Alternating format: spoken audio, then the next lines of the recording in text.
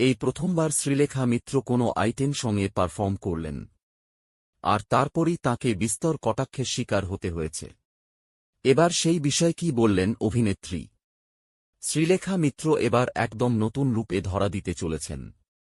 হ্যাঁ, একটি আইটেম সঙ্গে পারফর্ম করবেন তিনি। নেগেটিভ নামক একটি নতুন বাংলা ছবিতে তিনি আইটেম গার্ল হিসেবে ধরা দেবেন। আর সেই গানের শুটিংয়ের একাধিক ছবি এবং ভিডিও তিনি নিজেই প্রকাশ্যে নিয়ে এসেছেন। আর তারপরই তাঁকে পড়তে হয়েছে চরম কটাক্ষের মুখে। অনেকেই তাঁর বডি শেমিং করেছেন। এরপর কটাক্ষের জবাব দিয়েছেন শ্রীলেখা। মাথায় সোনালি ব্যান্ড, পরনে খোলামেলা পোশাক। এই বেশ কয়েকটি ছবি কয়েকদিন আগে সোশ্যাল মিডিয়ায় পোস্ট করেন শ্রীলেখা। বাপ্পা পরিচালিত আগামী ছবি নেগেটিভে তিনি আইটেম গার্ল হিসেবে ধরা দেবেন। পারফর্ম করবেন একটি আইটেম সঙ্গে।